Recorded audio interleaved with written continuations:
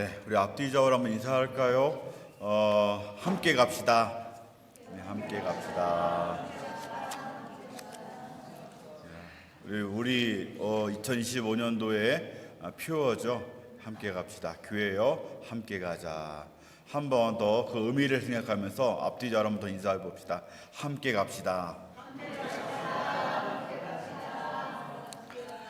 네, 우리 잠언을 지금 묵상하고 있는데요. 잠언은 각 구절마다 독립되어져 있기 때문에 또 큰 장별로 또 문단별로 그 문맥을 우리가 파악하기가 참으로 쉽지는 않습니다.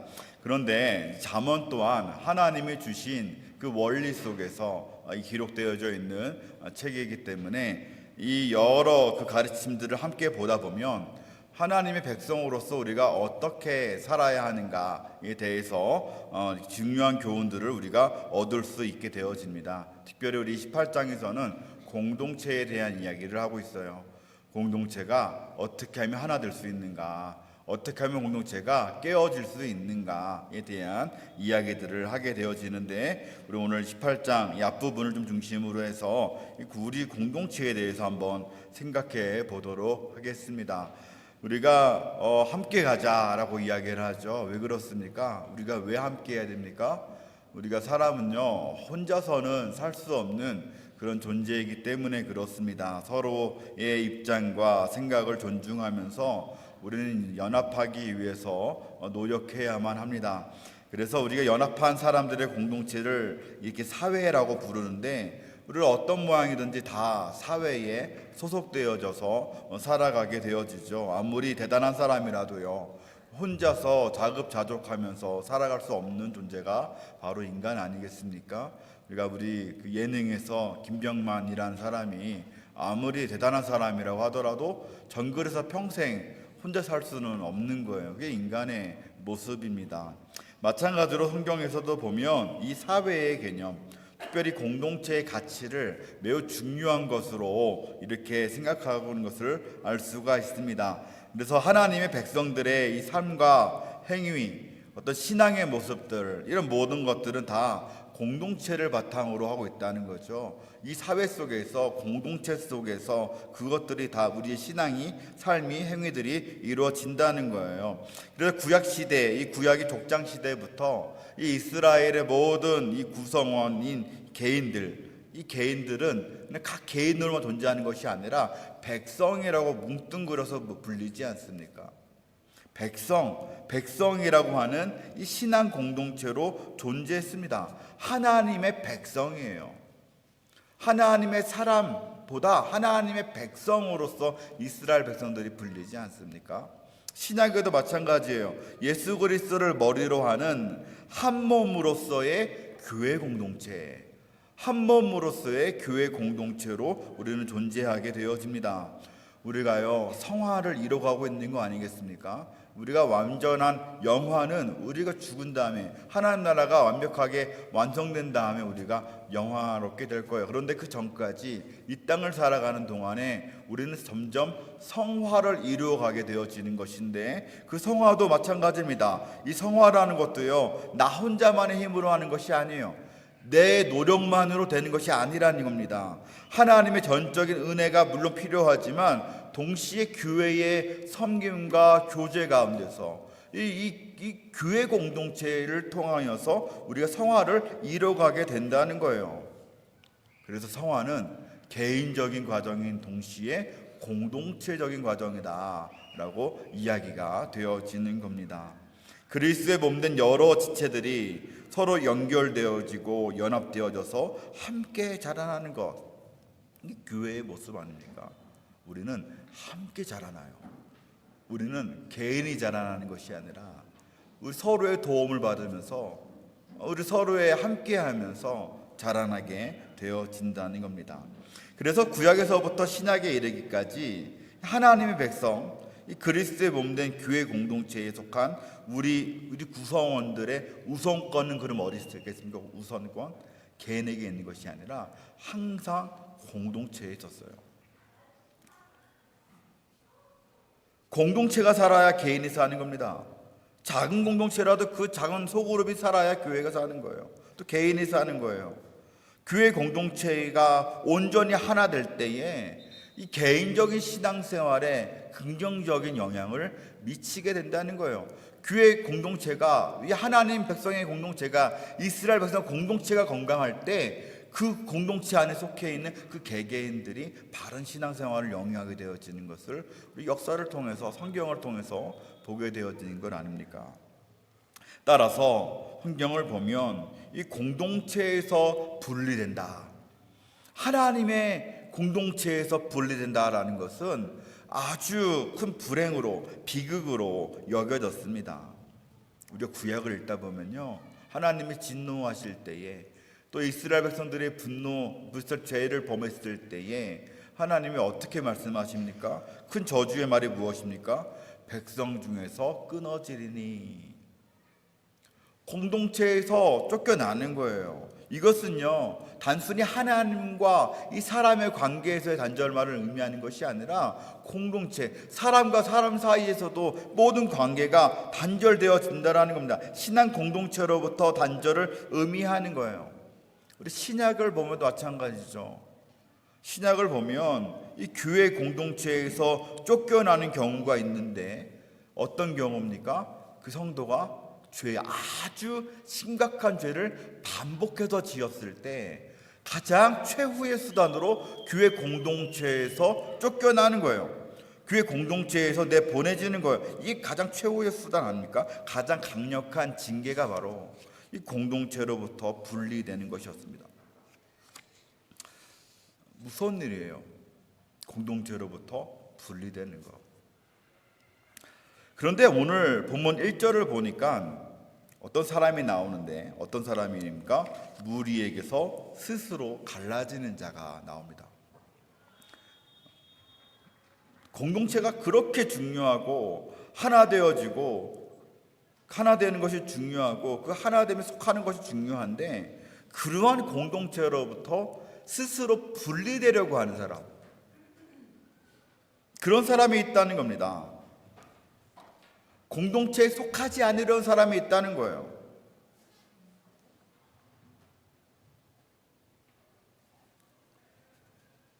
물론 이러한 모습, 개인주의를 존중하는 현대 시각으로 볼 때 어쩌면 아무런 문제가 없는 행동일 수가 있습니다. 오히려 현대의 교회가 이 개인주의를 오히려 억압하는, 무시한 듯한 그런 모습이 아닌가 우리가 생각하지 않습니까? 이 개인주의를 무시하지는 않더라도 하나 돼야 된다, 공동체가 중요하다라고 말하는 이런 공동체 이 자체를 거북해하는 것이 이 시대의 사조고, 우리가 그런 시대를 살아가고 있어요. 그래서 그 교회 공동체에 속하지 않으려는 사람들이 그 어느 때보다도 많은 그러한 시대를 우리가 살아가고 있지 않습니까? 서울에 가면요, 좋은 교회들이 참 많이 있습니다. 좋은 말씀을 전해주시는 그런 목사님들이 서울에 참 많이 있습니다. 그래서 어떤 성도님들은 오전에는 강남에 있는 어느 교회에서 예배 드리고, 오후에는 또 어떤 교회 가서 또 예배를 드려요. 두 분의 좋은 설교를 내가 듣겠다라고 하는 그 마음 귀한 겁니까? 아니에요. 문제가 있는 거예요. 공동체에 속하고 싶지 않은 거예요. 내 지적인 것들은 채우고 싶고, 어떤 나의 만족은 뭘 채우고 싶은지는 모르겠지만 공동체에는 들어가고 싶지 않은 그런 마음들, 이 시대의 모습이에요.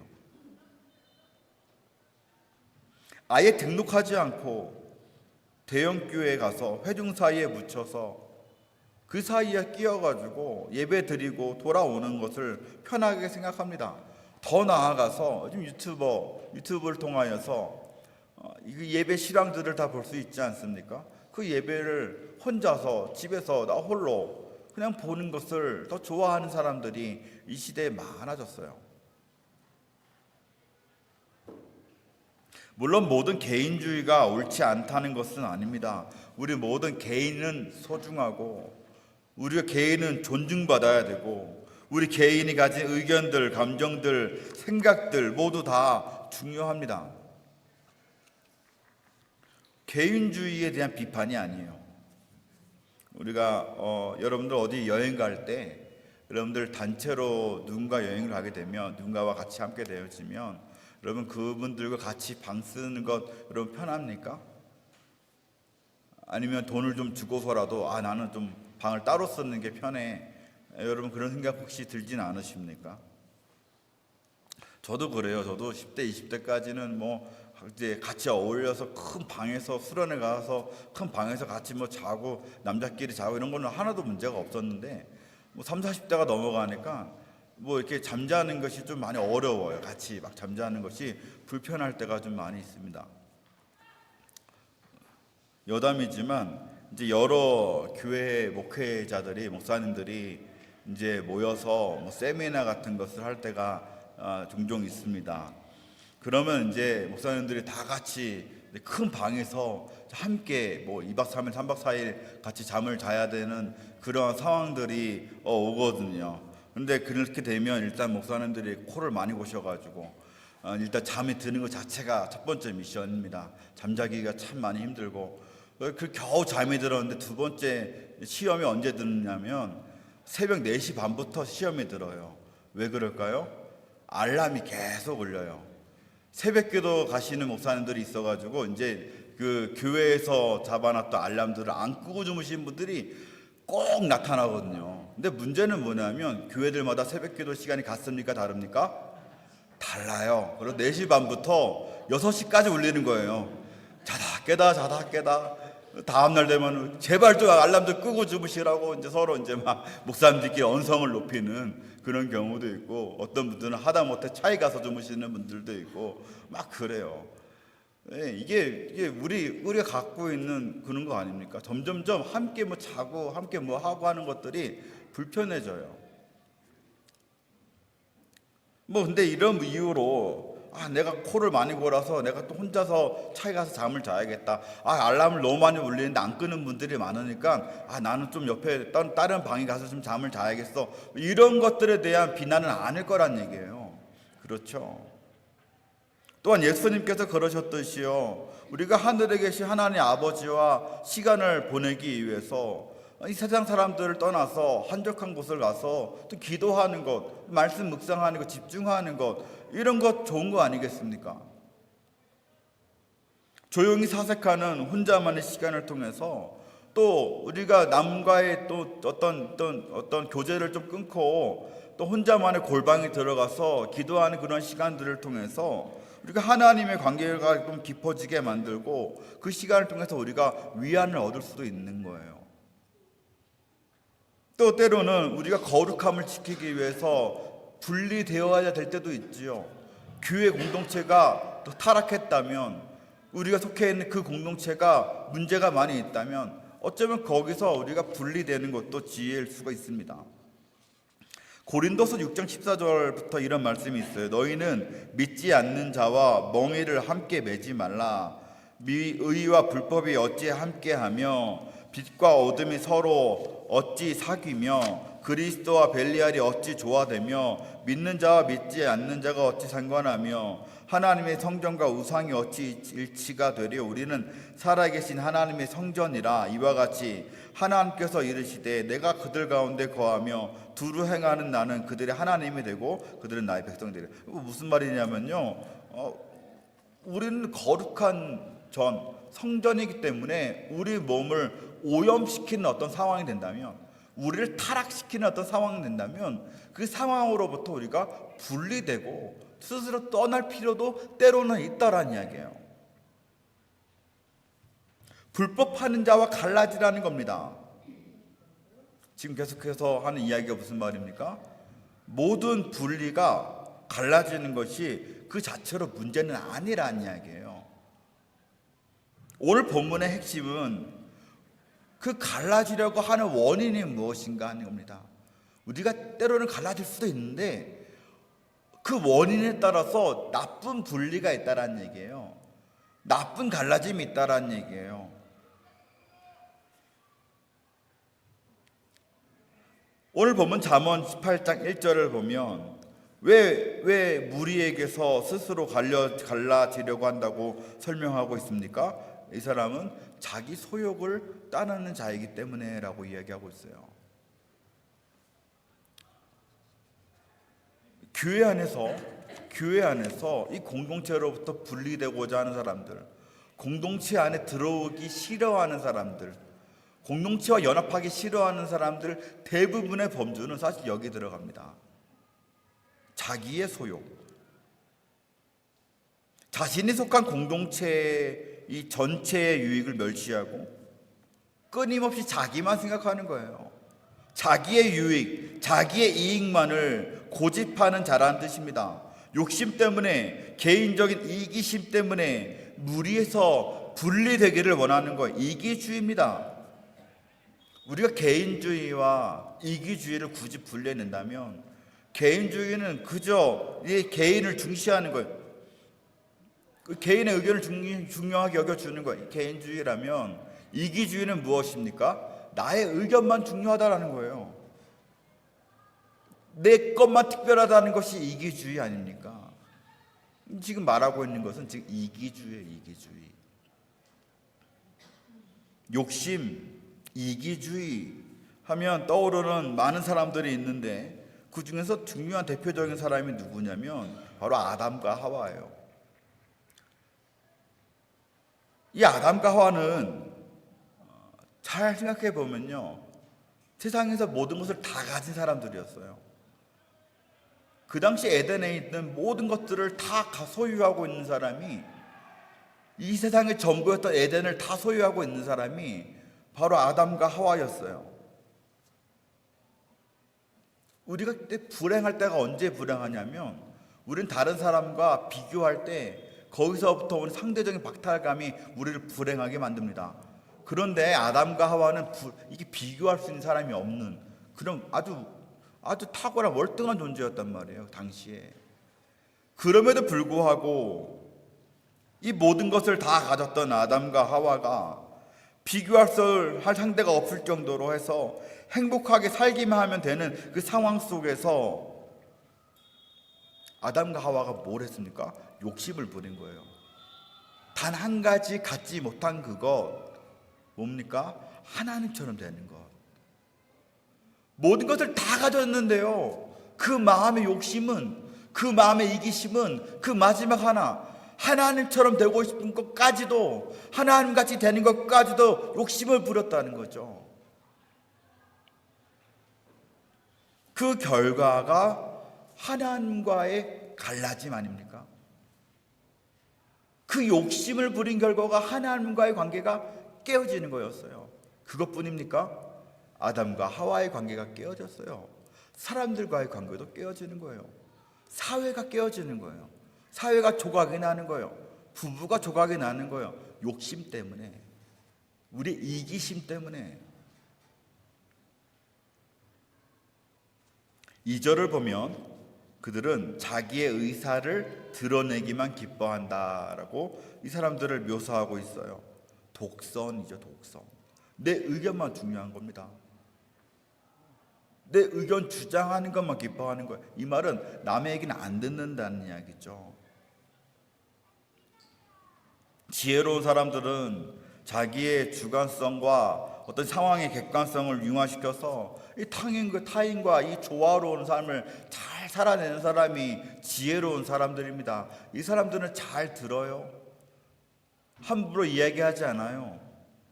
말하기 전에 한 번 더 생각하는 사람들이에요. 우리가 지금 잠언을 쭉 묵상하고 있는데, 우리가 묵상하고 있는 지혜로운 사람들은 이런 사람들은 아닙니까? 그런데 자기 소욕을 따르는, 자기 소욕만 중요하게 생각하는 이 이기적인 사람은 이 독선으로 인하여서 자신의 생각만 옳다고 주장하는 거예요. 이런 자들의 결과는 그래서 늘 좋지 않습니다. 6절을 보니까 미련한 자의 입술은 다툼을 일으키고, 7절을 보니까 미련한 자의 입술은 어떻게 됩니까? 망하는 거예요. 망하는 거. 이런 사람들이요, 자기 소욕을 따르는 사람들, 이기적인 사람들이 내뱉는 말로 인해서 그 공동체 안에는요, 늘 다툼이 일어납니다. 자기 주장만 하는데 남의 이야기 듣지도 않는데 어떻게 싸움이 안 일어나겠습니까? 근데 여기서 말하고 있는 다툼은요, 일시적인 다툼이 아니에요.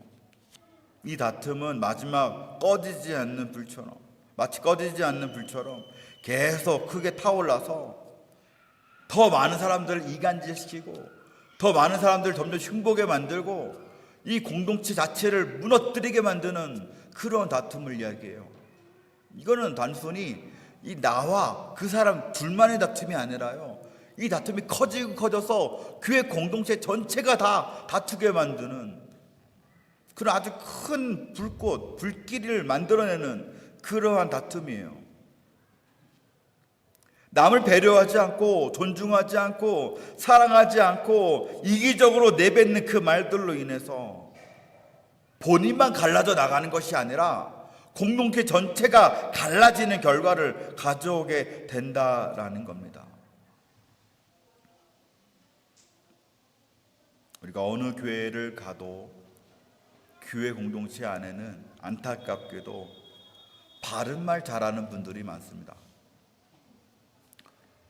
기분이 나쁘거나 부당하거나 어리석다 생각되어지면 조금의 망설임도 없이 대놓고 이야기하는 사람들이 있습니다. 마음속에 있는 말들은 다 일단 내뱉고 봅니다. 어떤 사람들에 대해서, 그 사람의 외모에 대해서 쉽게 품평을 합니다. 뚱뚱하네, 날씬하네, 말랐네, 그냥 내 눈에 들어오는 대로 이야기를 하는 거예요. 저 사람이 좋네, 나쁘네, 착하네, 어떠네 하면서 쉽게 사람을 평가하는 말들을 바깥으로 쏟아내는 사람들이 있습니다. 그래서 많은 사람들이 이런 사람들 때문에 상처를 받고 괴로워하게 됩니다. 그런데 이런 분들은 자신을 솔직한 사람이라고 표현해요. 나는 솔직해서 그래요. 나는 정직해서 그래요. 마음에 없는 소리를 못하는 사람이에요. 아니, 부당함을 말하지 못하는 사람들이 겁쟁이 아닙니까? 잘못된 것을 지적할 수 있는 사람이 정의로운 사람 아닙니까? 남들이 뭐라 하든 말든 어떻게 생각하건 말건 비판하고 매몰차게 거절하는 것들, 이것을 자랑으로 여기는 사람들이 있어요.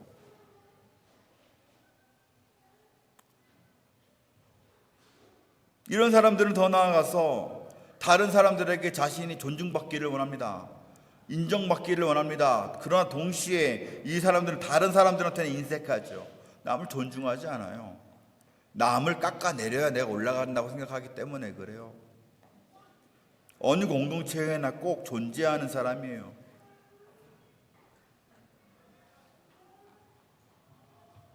우리 교회에도 그런 사람이 있습니까? 여러분들 다른 사람 생각하지 마시고 여러분들 스스로를 한번 돌아보십시오. 자기 자신 한번 돌아보세요. 여러분 스스로가 그런 사람이면 교회에 있는 것이고 여러분이 아니면 아닌 거 아니겠어요? 교만한 사람이죠. 이기적인 사람입니다. 영적으로 매우 미성숙한 사람이에요.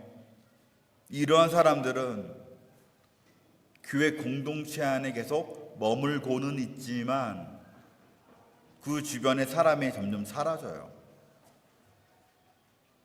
교회에서 신앙생활 열심히 할지는 모르겠습니다. 봉사도 열심히 할지는 모르겠습니다. 그는 늘 외로워요. 스스로 갈라지는 자예요. 성경에서 말하고 있는 스스로 갈라진 사람은 공동체를 완전히 떠나는 사람만 이야기하는 것이 아니라 공동체 안에 있는데 그 안에서 스스로 고립을 자초하는 사람들까지 포함하는 거예요. 이런 성도들이 교회 안에 얼마나 많이 있는지 몰라요.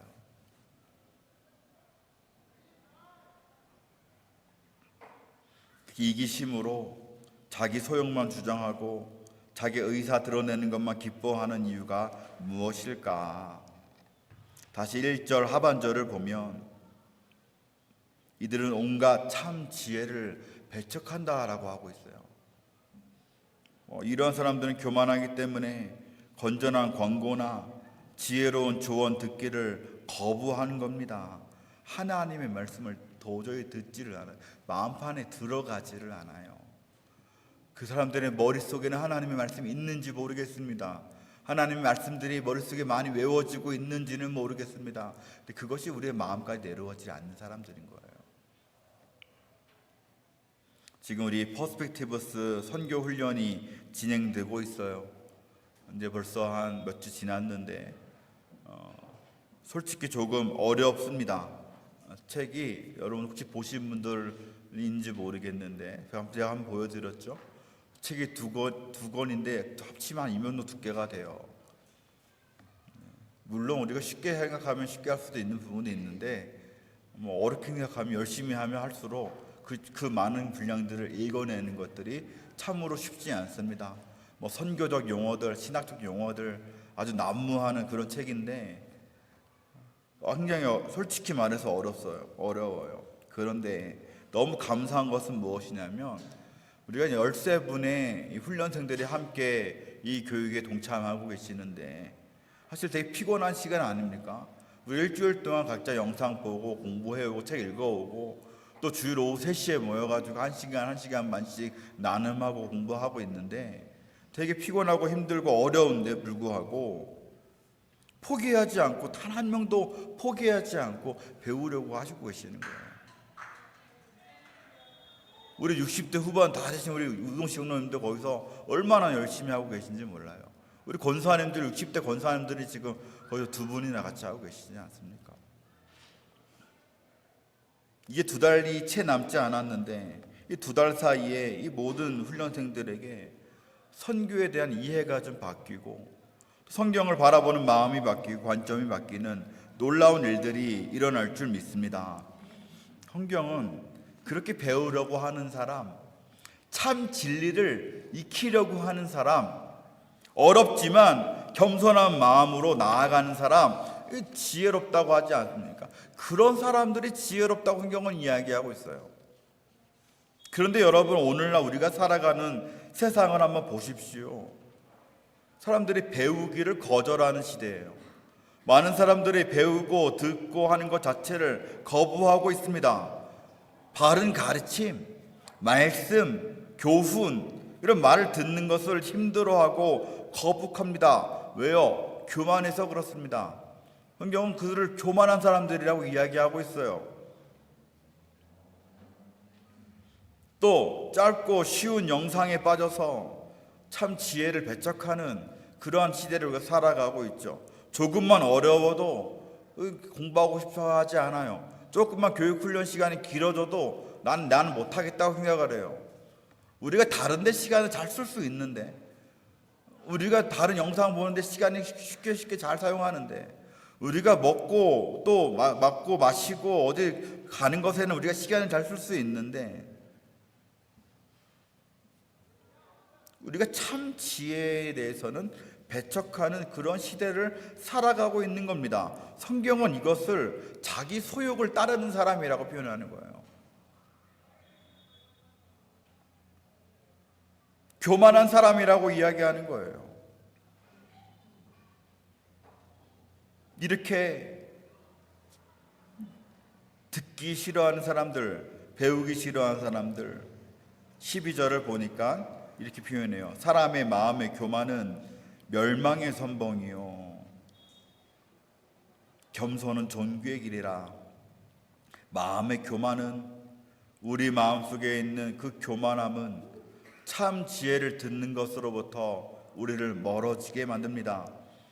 그래서 그 참 지혜의 결핍, 이건 무지 아니겠습니까? 참 지혜가 우리 안에 없는 그 무지함 속에서 그리스도의 몸된 이 공동체로부터 점점 갈라지게 만들고 그 결과는 멸망으로 귀결되어진다. 성경이 경고하고 있는 겁니다. 사랑하는 성도 여러분, 참 지혜 배우기를 즐거워하시기 바랍니다. 믿음은 들음에서 나고 들음은 그리스도의 말씀으로 말미암는다. 이렇게 바울이 이야기했습니다. 우리가 겸손함으로 참 진리인 하나님의 말씀을 듣고 배울 때에 우리 안에 오랫동안 우리를 지배하고 있는 그 소욕들, 그 이기주의가 깨어질 줄 믿습니다. 말씀을 마치겠습니다. 하나님은 우리를 하나님의 형상으로 만드셨다라고 이야기하고 있습니다. 하나님은 어떤 분이십니까? 삼위일체 하나님이십니다.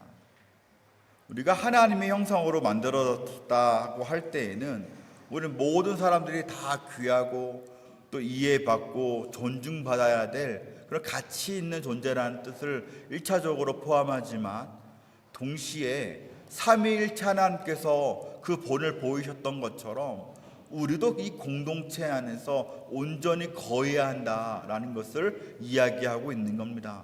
그래서 히브리서 기자가 이렇게 이야기해요. 모이기를 폐하는 어떤 사람들의 습관과 같이 하지 말고 오직 권하여 그날이 가까움을 볼수록 더욱 그리하자. 종말이 가까울수록, 하나님 나라가 가까울수록, 그 가까움을 볼수록 더욱 모이기에 힘쓰라는 겁니다. 하나 되라는 거예요.